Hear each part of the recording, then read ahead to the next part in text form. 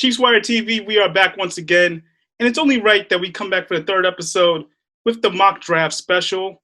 And since we have two experts here on the panel, Mr. Charles Goldman, the managing editor of Chiefs Wire, Mr. Talon Graff, the coach. Guys, it's only right now that we break down who's going where for the Chiefs. And since I don't want to waste too much time, the first pick is going to you, Charles. Who do you have as the Chiefs' very first pick? All right. Pick number 58. I'm going to take University of Central Florida cornerback Aaron Robinson. I just know that the Chiefs have been trying for a couple years now, it feels like, to find that like early round cornerback. And we know as much from watching the documentary series that they had there during the Super Bowl run. But they just, for one reason or another, they haven't been able to do it. And Robinson's a guy I like. He transferred from Alabama, and he just absolutely tore it up during his time at Central Florida. He's a really physical player, jamming guys off the line of scrimmage. And statistically, he wasn't big on the interception production, only had one interception in his college career, but 16 passes defended in the past 2 years. And I think that's kind of what you're going to get with him. You're going to get someone who's competing for the football just on every play. And, whether he's getting an interception or batting the ball away, he's going to make a play on the ball.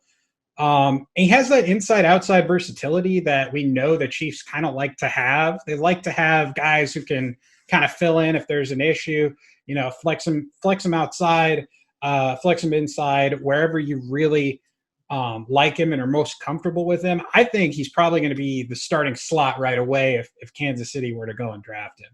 And that kind of allows guys like Tyrann Mathieu, L'Jarius Sneed to kind of do what the Chiefs really envision them to do, which Tyrann Mathieu, that kind of roaming around in the secondary type of role. And then L'Jarius Sneed, they want him starting on the outside. They think he's good enough to be that number one corner, that lockdown corner.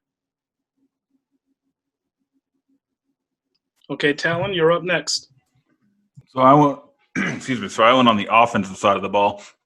And I went with receiver, and I feel like I've said this guy a lot during this draft process, but Amon-Ra St. Brown is the guy I'm going with at 58.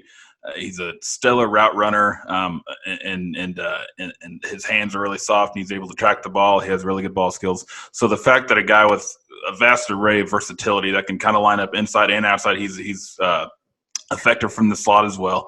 He can kind of move around, and he's not a burner, but he's a guy that can create separation with his ball skills and with his route running abilities and stuff like that. So even though he's not going to blow the roof off of a defense with just pure speed, he's gifted enough to where he can utilize his football IQ and the concepts that whatever team drafts him, in this instance the Chiefs, whatever concept is being utilized, Amon-Ra St. Brown is going to be able to understand that and know where to go and find the holes in the defense. And I think he's going to be I don't think – not right off the bat anyway, I don't think he's a number one receiver. He might grow into that eventually down the road, but I think if he were to come in with the Chiefs, he would push DeMarcus Robinson, he would push McCole Hardman, and I don't think it'd be long before he would start earning some really significant reps. And with Robinson and Hardman, with their future kind of up in the air, not really knowing where to go with receivers, I think St. Brown would be a guy that would be a great complement to Travis Kelce and Tyreek Hill.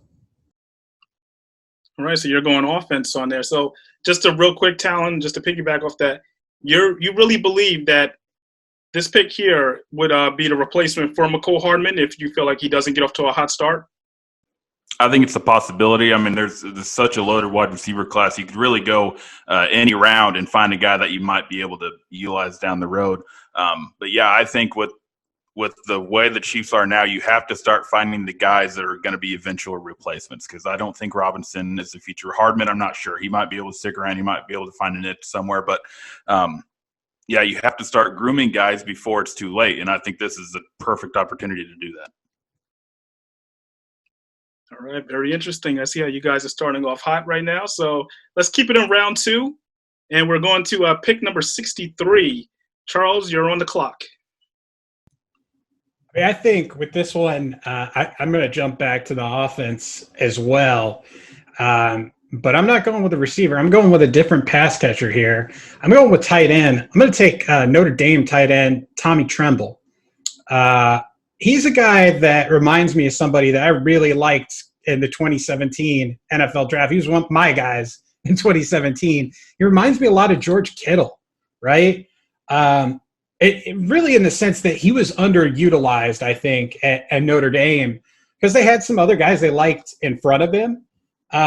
Specifically in 2019, it was Cole Kmet. This past year, there was I think a redshirt freshman that they really liked that really started in front of him.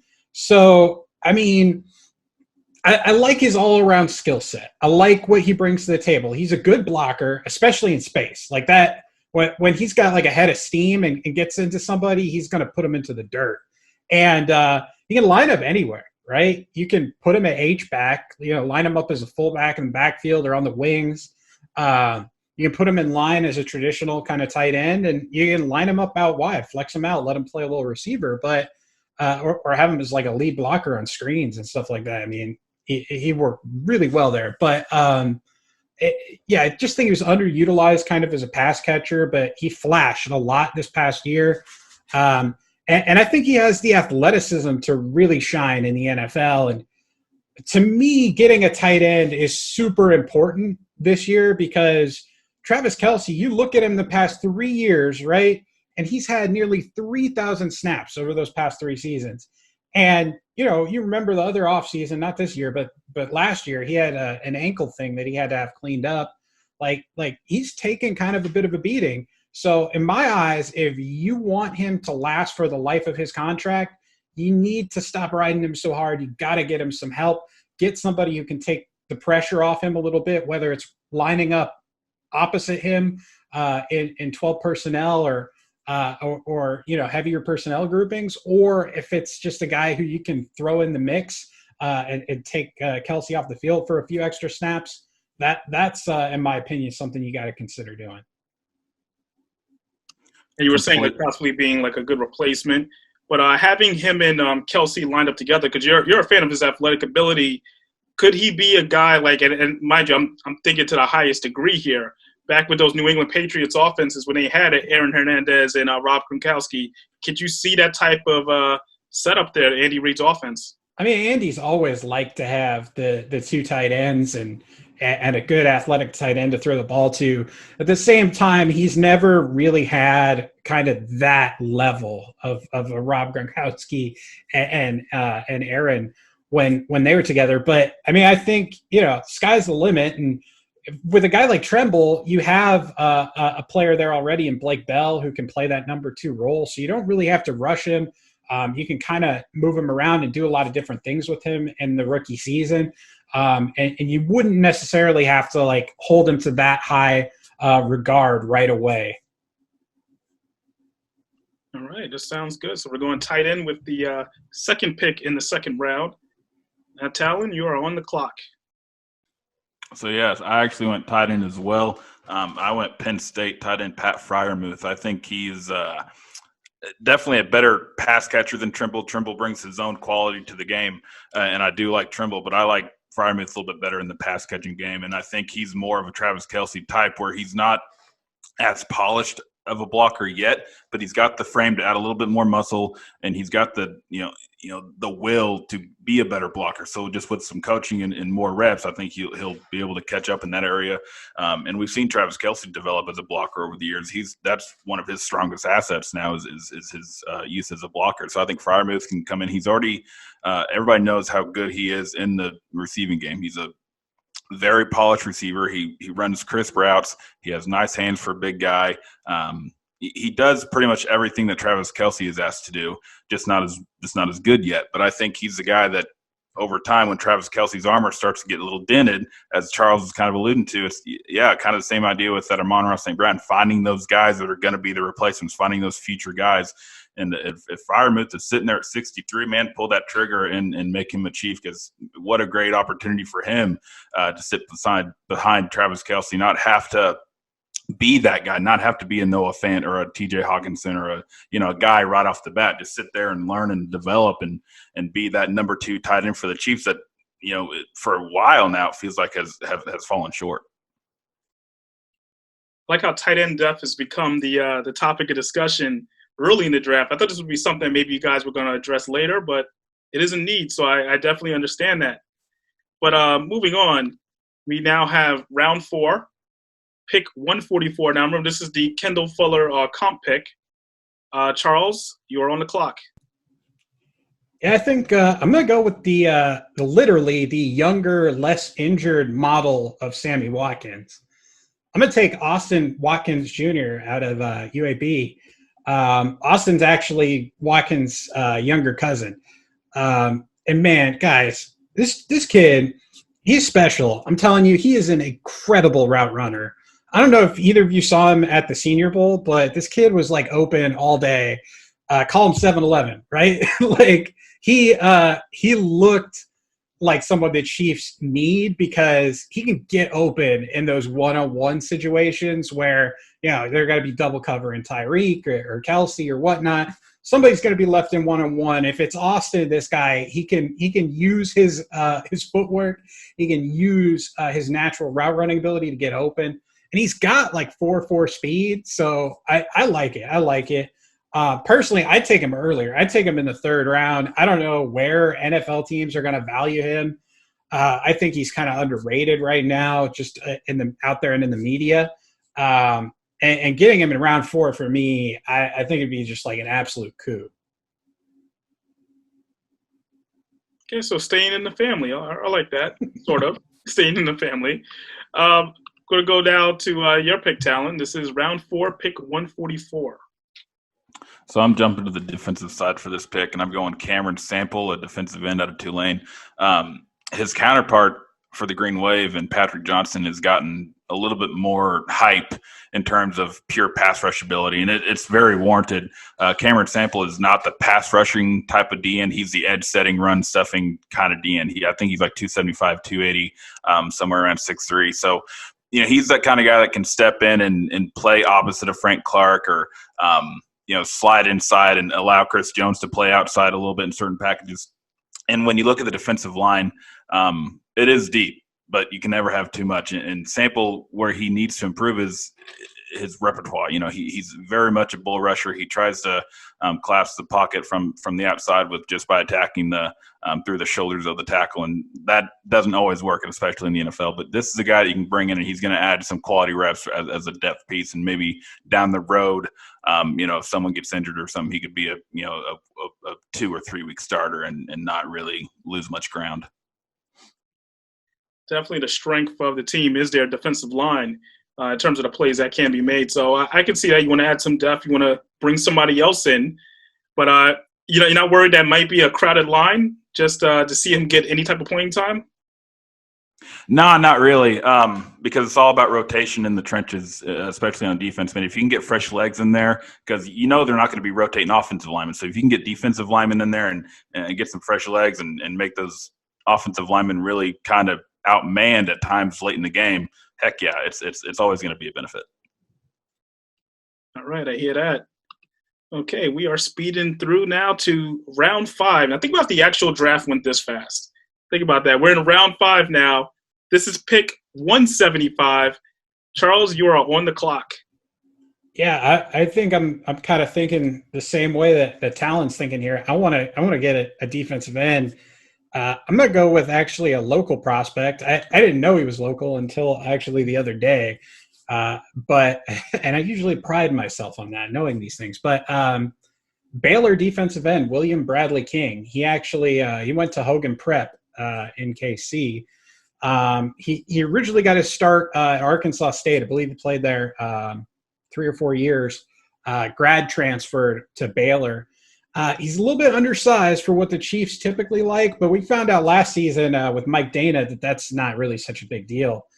I just like the way this kid plays, man. He's a bit of a technician, uses his hands, uses his footwork, his movement skills, head fakes, and stuff like that to really take advantage of offensive tackles. And I think disruptive, like that's the word that I would think about when trying to describe him. He's disruptive. And I thought he had a nice Senior Bowl week and kind of took himself out of like that like borderline undrafted territory to like a surefire day 3 pick. And I think he fit in well with the rotation and what the Chiefs have. Obviously, local guy, so fans will be able to rally behind him. And he's a guy who can either fill in behind Frank Clark, or you can rotate him in with Taco Charlton and Dana and whoever else is getting play on the edges. And it's round 5, pick 175. So I'm actually staying with the D-line back-to-back with Sample, and I'm going to go with BYU D-lineman Kyrus Tonga, who's a big old guy in the middle who very similar to Derek Nottie and what he brings to the table. And Nottie's contract is up after this season, so I'm not sure, who knows what the Chiefs plan to do with there. There's a lot of money tied up in the defensive line, and I'm not sure if they want to commit any more to that or if they want to bring in a rookie and look to extend Reed rather than Nottie, and then have Tonga kind of provide that run-stuffing, goal line, short yardage situation kind of kid. And yeah, he's kind of the same thing as Sample in terms of not a lot of moves. He's going to try to use his strength and get underneath you and just push you back and collapse up pocket on top of the quarterback. That's pretty much all he's going to do, and that's all he's okay with. But yeah, at the next level, you something else. You're going to get stonewalled. He deals with a lot of double teams, which are effective on him. He does get moved around sometimes when he gets doubled. He needs to learn how to utilize his lower center of gravity a little bit better. But he's the kind of guy that could help you out. Okay, I like that. Now let's stay in round 5 and go a couple picks further. This is 181. So we're going to pick 181, round number 5. Charles, you're up. I think I'm thinking to the future here too, and the Chiefs really don't have anyone who's like the future at the center position. So I'm going to grab Stanford center Drew Dellman. And I think he kind of fits in well because when the Chiefs went out and signed Austin Blythe in free agency, the first thing I'm thinking is like, okay, this guy has a reputation. He entered the league as like an undersized player, and he's one of the better undersized centers in the league. So maybe there's a couple of those guys in the draft. Maybe that's who they're looking for. So Dellman, undersized center prospect. He's smart. He's athletic. His strength is in pass protection. He was really nice in that offense last season there with Davis Mills, quarterback throwing the ball all over the field. And probably not a year one starter, but someone that could learn from Austin Blythe. And a year from now, he could definitely be like the guy. Okay, we're looking to the future. These are around the picks, I would say, late in the draft when you start to think that way. Try to take some chances on some guys that may have fell, or, you want to see if you have what do they call a diamond in the rough. Absolutely. Right, Talon, you're up, man. Who you got? So as of late, Brett Veach has kind of earned a reputation of finding these late round defensive backs. And I think he's going to do it again in this season with Michigan State. Shakur Brown. He's a lengthy corner, taller kid. I believe, about 5'9", 5'10", 5, somewhere in that thick of not an elite size corner, but he's not, undersized. He's got average NFL size that you can work with. He's a very good press guy who you can play inside or outside. He's versatile in that respect. He's a ball hawker. He's productive. He had like 5 interceptions in however many games the Big Ten had. So he's a guy that can come in and compete. He's gonna be able to not push guys right away, but he's gonna be a specialty who's gonna get some experience and grow as a player and learn the position and play it well. And I think that's a guy that, like Snead, has so much potential. He just needs that right spot and just a little bit of time to grow, and he's going to be a really good football player. Snead is actually a great example of that.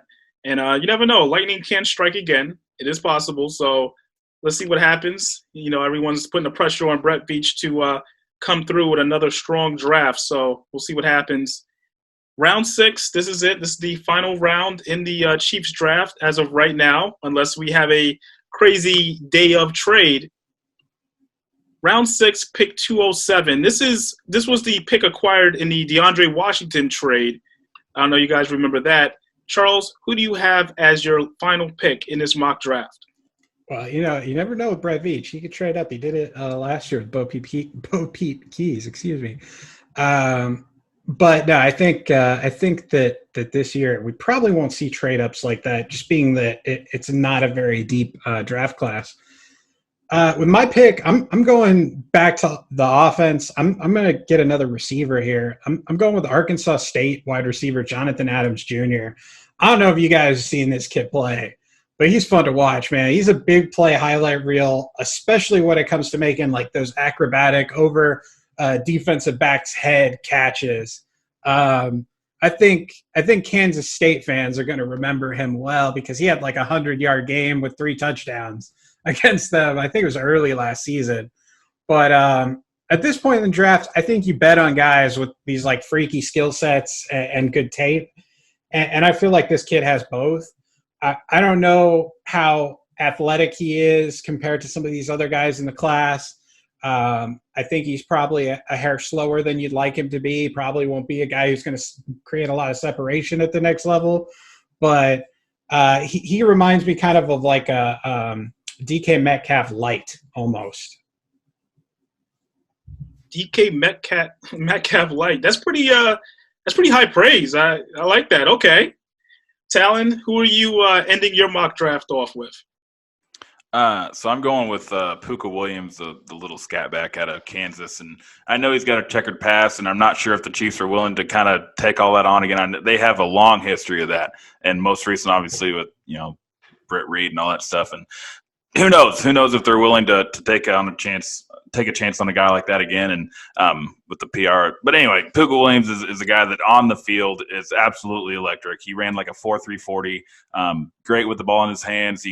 But even though he's undersized, like 175, 180, he's trustworthy taking carries out of the backfield. Like he's a good patient runner who his vision makes up for his lack of size. So he doesn't take a lot of unnecessary punishment, and he's very elusive. He knows how to protect himself. So yeah, he's a guy that you can put him in the backfield. You can put him, spread him out wide. You can use him in special teams as a kick and punt returner. Pretty much everything that Darwin Thompson was supposed to do, but has yet to do it. So if you're looking for a guy to come in and do those things and do them well, Piglet Williams is your guy.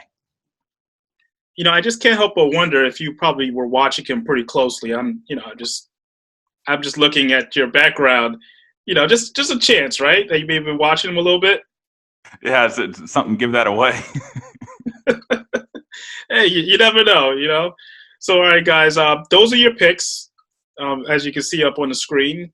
But before we get out of here, I want to know, of these picks, which player, because once again, this is all fantasy choices here, which player do you believe from your picks would make the biggest impact right now on this year's team? And Talon, I'm going to go start with you on this one.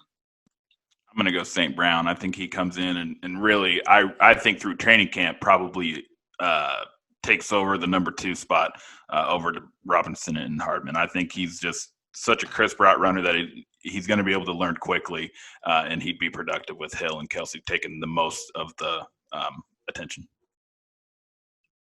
All right, Charles, you're up. Who's your guy? I'm going to go with my first pick too. I'm going to go with Aaron Robinson. I think that you plug him in right in the slot and let that defense go to work. And lets the rest of the guys kind of do what they're best at, or what the Chiefs kind of had envisioned for them. And it really reinforces that secondary that was really the strength of your team last season. And I think kind of takes it to the next level. Well, there you have it. The experts have spoken. Those are the picks that we're possibly looking at on day 2, because the Chiefs do not have a first-round pick. So, everybody, make sure to tune in to the NFL draft and see what the Chiefs actually do, and make sure to tweet these guys and let them know how off they were. And you never know, you put them spot on. So it should be great. I'm Ed Easton Jr. for Charles Goldman, Talon Graff. Guys, take care.